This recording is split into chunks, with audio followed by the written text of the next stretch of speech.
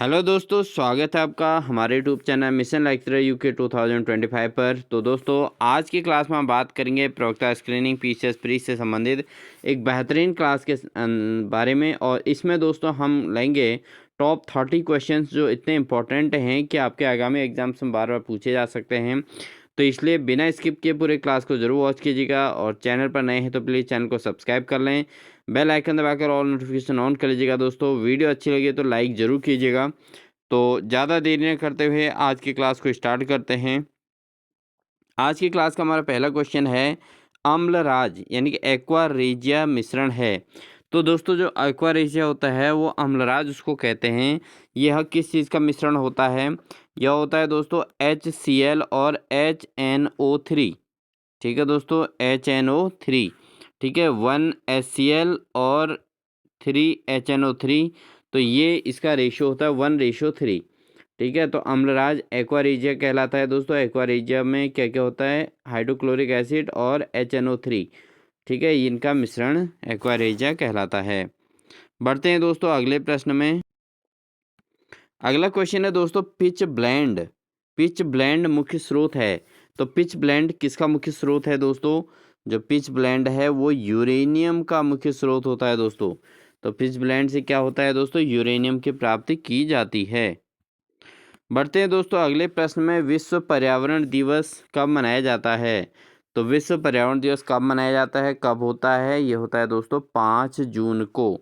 विश्व पर्यावरण दिवस 5 जून को मनाया जाता है। बढ़ते हैं दोस्तों अगले प्रश्न में, निम्नलिखित नगरीय केंद्रों में से कौन कोरोमंडल तट पर अवस्थित है?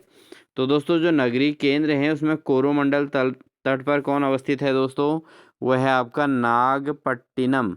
नागपट्टिनम जो है दोस्तों, ये जगह दोस्तों ये नगरीय केंद्रों में से कोरोमंडल तट पर अवस्थित नागपट्टिनम है। बढ़ते हैं दोस्तों अगले प्रश्न में। अगला प्रश्न है, चित्रकूट जलप्रपात भारत में निम्नलिखित राज्यों में से किस में अवस्थित है? तो दोस्तों, जो चित्रकूट जलप्रपात है ये कहाँ है? तो ये है दोस्तों आपका छत्तीसगढ़ में। कहाँ है? चित्रकूट कहाँ है दोस्तों? छत्तीसगढ़ में है। और ये चित्रकूट जलप्रपात है दोस्तों। ठीक है, तो इसका ऑप्शन नंबर सी सही हो जाएगा। बढ़ते हैं दोस्तों अगले प्रश्न में। अगला प्रश्न है, ग्रीनविच याम्योत्तर और भूमध्य रेखा एक दूसरे को काटती हैं। तो दोस्तों, जो ग्रीनविच याम्योत्तर है और भूमध्य रेखा है एक दूसरे को काटती हैं कहाँ पर? ये दोस्तों दोनों अटलांटिक महासागर में एक दूसरे को से मिलती हैं, यानी कि एक दूसरे को काटती हैं। ठीक है दोस्तों, तो ग्रीनविच याम्योत्तर और भूमध्य रेखा एक दूसरे को अटलांटिक महासागर में काटती हैं। बढ़ेंगे दोस्तों अगले प्रश्न में। अगला प्रश्न है, निम्नलिखित में से कौन दूरी की इकाई नहीं है? तो दूरी को मापने का यंत्र कौन सा नहीं है, कौन सा उसका मापक नहीं है दोस्तों? पारसेक जो है दूरी को ही मापता है दोस्तों। प्रकाश वर्ष, प्रकाश वर्ष है ये। प्रकाश वर्ष भी दूरी का मात्रक है। नाविक मील यानी कि नॉटिकल मील जो होता है दोस्तों, ये भी दूरी का ही मात्रक होता है, लेकिन वर्ग मील दोस्तों यहाँ पर दूरी का मात्रक नहीं होता। बढ़ते हैं दोस्तों अगले प्रश्न में। दोनों सूचियों को सम्मिलित कीजिए, दिए गए कूट में सही उत्तर का चयन कीजिए। तो अगर हम इसके सूचियों को इस हिसाब,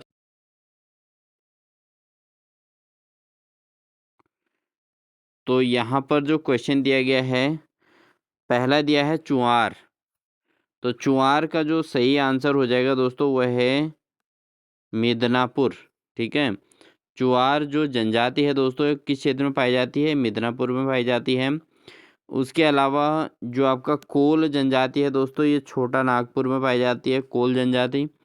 इसके अलावा रमोसी जो जनजाति है दोस्तों, वह है आपका पश्चिमी घाट में पाई जाती है, रमोसी। और जो बघेरा जनजाति है ये पाई जाती है दोस्तों ओखा में। ठीक है, तो चुआर दोस्तों मिदनापुर, और कोल छोटा नागपुर, और रमोसी पश्चिमी घाट, और बघेरी दोस्तों ओखा। तो ये जनजाति और उनके क्षेत्र हैं दोस्तों। बढ़ते हैं दोस्तों अगले प्रश्न में। अगला प्रश्न है, भारत छोड़ो आंदोलन कब और कहाँ प्रारंभ हुआ? तो भारत छोड़ो आंदोलन दोस्तों कहाँ प्रारंभ हुआ था, कब हुआ था? तो ये हुआ था 8 अगस्त 1942 को बम्बई में।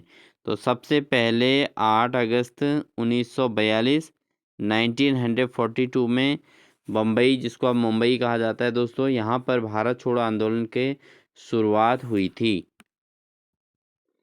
अगला क्वेश्चन दोस्तों यहाँ पर कैलकुलेशन वाला है। 40 आदमी 60 पेड़ और 8 घंटे में काट सकते हैं, तो 8 आदमी काम छोड़ देते हैं, तो 12 घंटे में कितने पेड़ काटे जाएंगे। तो दोस्तों यहाँ पर आप इसको 3 सेक्शन में बांट दोगे, मैन, ट्री और आवर्स। ठीक है दोस्तों, ऐसे करके इस क्वेश्चन को सॉल्व करेंगे। तो मैन में लिख देंगे 40 और ट्री में लिख देंगे 60 और 8 आवर कम यहाँ पे आवर्स टाइम में आवर 8 लिख देंगे।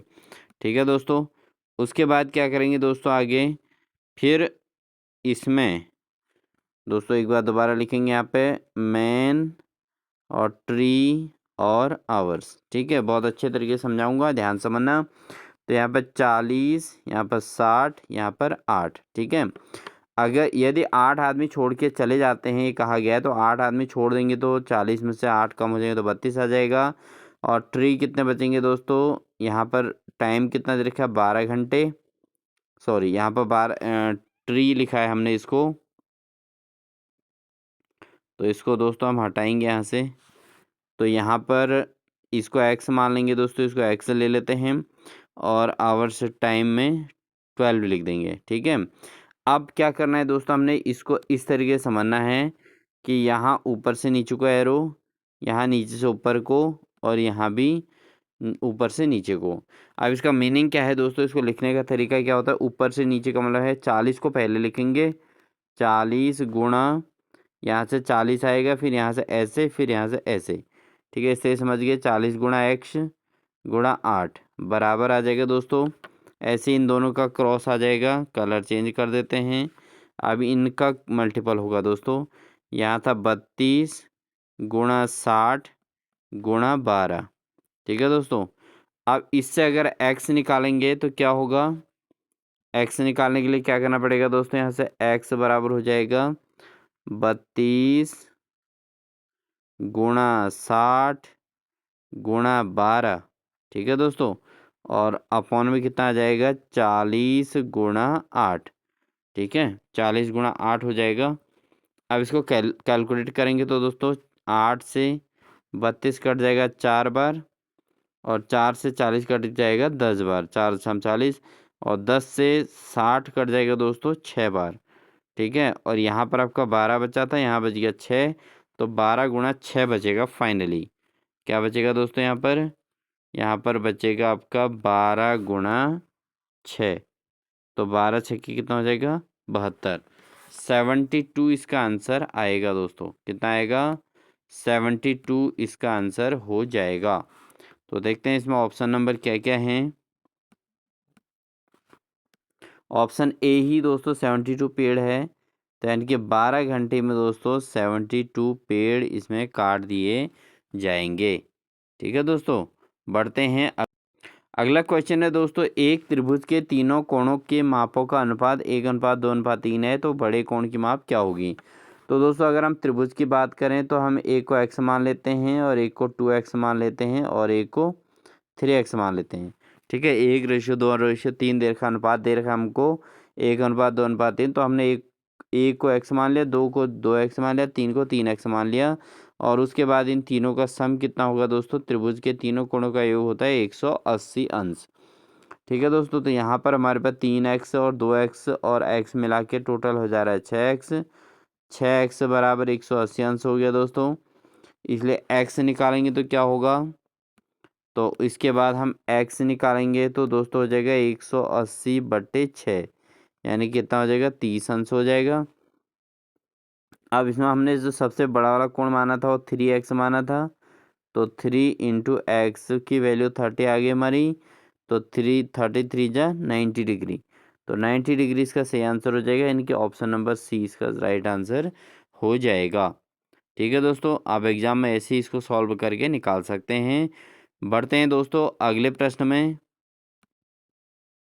अगला क्वेश्चन है दोस्तों, पीताम्बरी एक प्रजाति है, तो पीताम्बरी किसकी प्रजाति है दोस्तों, तो यहाँ पर सरसों, पीली सरसों की, सूरजमुखी की, अलसी की या मूंगफली की। तो दोस्तों पीताम्बरी जो प्रजाति है वह है पीली सरसों की प्रजाति को पीताम्बरी कहा जाता है। बढ़ते हैं दोस्तों अगले प्रश्न में। अगला प्रश्न है, किस उर्वरक में नत्रजन एमाइड रूप में रहती है। तो किस उर्वरक में नाइट्रोजन जो है एमाइड के रूप में रहती है दोस्तों, वह है यूरिया। यूरिया उर्वरक में दोस्तों नाइट्रोजन जो है एमाइड के रूप में रहती है यूरिया में। बढ़ते हैं दोस्तों अगले प्रश्न में। अगला प्रश्न है, निम्न में से कौन सा सूक्ष्म पोषक तत्व नहीं है। तो सूक्ष्म पोषक तत्व कौन सा नहीं है दोस्तों, अगर हम बात करें मैग्नीज की, ये एक पोषक तत्व है। बोरान भी पोषक तत्व है। जस्ता भी एक पोषक तत्व है। लेकिन कैल्शियम दोस्तों यहाँ पर सूक्ष्म पोषक तत्व में काउंट नहीं होता। बढ़ते हैं दोस्तों एक अन्य क्वेश्चन पे। निम्न में से किसने 2015 के पद्म पुरस्कार को आविष्कार किया था, यानी कि 2015 के पद्म पुरस्कार को अस्वीकार किसने किया था। तो वह है दोस्तों सलीम खान। सलीम खान ने दोस्तों 2015 में जो पद्मश्री पुरस्कार मिला था उसको इन्होंने अस्वीकार कर दिया था। अगला क्वेश्चन है दोस्तों, लोकसभा में अविश्वास प्रस्ताव प्रस्तुत करने के लिए सदस्यों की सहमति की आवश्यकता है। तो अगर हम लोकसभा में अविश्वास प्रस्ताव प्रस्तुत करना हो तो कितने सदस्यों की सहमति की आवश्यकता होती है दोस्तों, तो ये होती है दोस्तों 50 सदस्यों की। अविश्वास प्रस्ताव प्रस्तुत करने के लिए दोस्तों 50 सदस्यों की आवश्यकता होती है। बढ़ते हैं दोस्तों अगले प्रश्न में। शूद्र ग्रह 316201 मलाला किन दो ग्रहों के बीच के प्रमुख बेल्ट में स्थित है।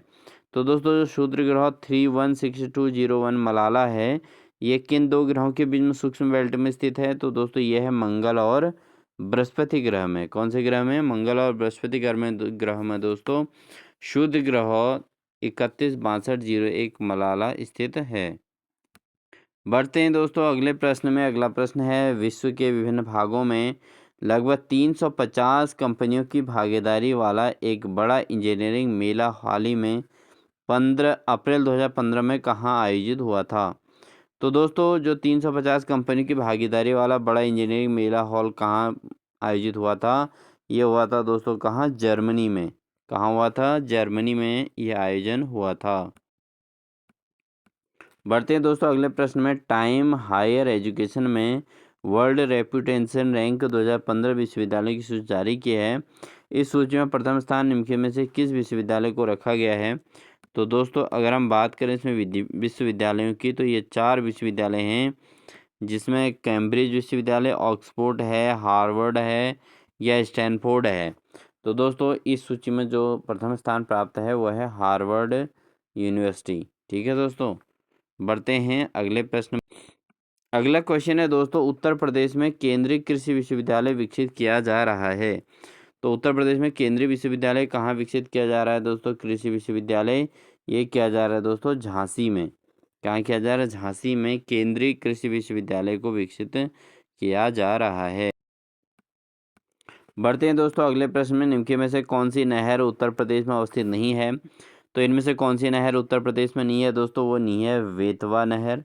बेतवा नहर उत्तर प्रदेश में नहीं है। उसके अलावा हनुमानगढ़ नगर भी है, दसान नगर भी है, नहर भी है, और माता टीला नहर भी, ये भी जो है उत्तर प्रदेश में अवस्थित हैं, लेकिन बेतवा नदी जो है उत्तर प्रदेश में नहीं है।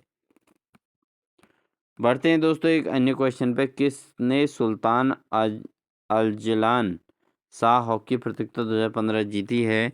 तो अजलान शाह हॉकी किस जो है टीम ने जीता दोस्तों, ये जीता है दोस्तों न्यूजीलैंड ने। न्यूजीलैंड में 2015 में इन्होंने अजलान शाह हॉकी प्रतियोगिता 2015 का खिताब अपने नाम किया था।